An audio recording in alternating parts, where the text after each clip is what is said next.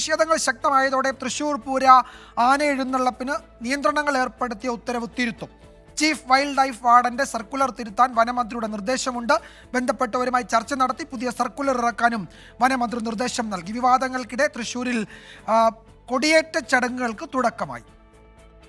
M G Pratheesh വിവരങ്ങൾ നൽകും. തിരുവനന്തപുരത്ത് നിന്ന് പ്രതീഷ്, സർക്കുലർ തിരുത്തിയത് തെരഞ്ഞെടുപ്പിന്റെ കൂടി പശ്ചാത്തലത്തിലാണോ ഇത്രയും വേഗം അത്തരം ഒരു തിരുത്തൽ ഉണ്ടായിരിക്കുന്നത്?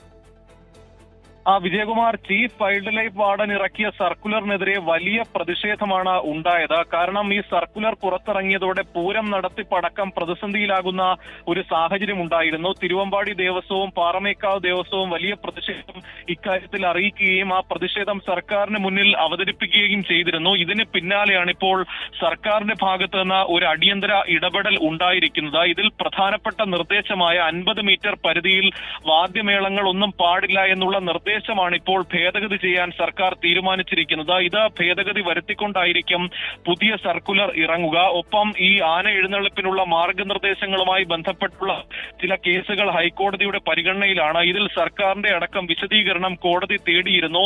ഈ നിലപാട് കൂടി സർക്കാർ കോടതിയെ അറിയിക്കുമെന്നതാണ് വനം മന്ത്രിയുടെ ഓഫീസ് അടക്കം പറയുന്നത്. ഒപ്പം വിവാദമായ മറ്റു ചില ഭേദഗതികൾ അടക്കം ഈ സർക്കുലറിൽ ഉൾപ്പെടുത്തിയിട്ടുണ്ട്. ഇക്കാര്യങ്ങളടക്കം തിരുത്തുന്നതിൽ വിശദമായ പരിശോധന നടത്താനാണ് ഇപ്പോൾ വനം മന്ത്രിയുടെ ഓഫീസ് തീരുമാനിച്ചിരിക്കുന്നത്. എന്തായാലും നിലവിൽ ഉണ്ടായിരുന്ന ഒരു പ്രതിസന്ധിക്ക് ഒരു പരിഹാരമായി എന്ന് വേണം നമുക്ക് പറയാൻ. കാരണം ഈ പൂരം നടത്തണമോ അല്ലെങ്കിൽ വലിയ ആഘോഷപൂർവ്വം നടത്തണമോ എന്ന കാര്യത്തിലടക്കം തീരുമാനമെടുക്കാൻ ഇന്ന് ഉച്ചയ്ക്ക് 1 മണിക്ക് ഈ സംഘാടകർ യോഗം ചേരാനിരിക്കുകയാണ്. അതിനു മുമ്പ് തന്നെ സർക്കാർ ഈ നിലപാട് തിരുത്തിക്കൊണ്ട് ഇപ്പോൾ ഒരു വിശദീകരണം നൽകിയിരിക്കുന്നത്. ഇതോടുകൂടി തന്നെ നിലവിലെ ഒരു പ്രതിസന്ധി കഴിയുമെന്നതാണ് പ്രതീക്ഷിക്കുന്നത്.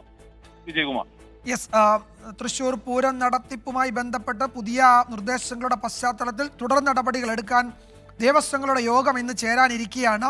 അടിയന്തരമായി വിവാദമായ ചർച്ചയായ സർക്കുലർ തിരുത്താൻ വനം മന്ത്രി ഇടപെട്ടിരിക്കുന്നത്.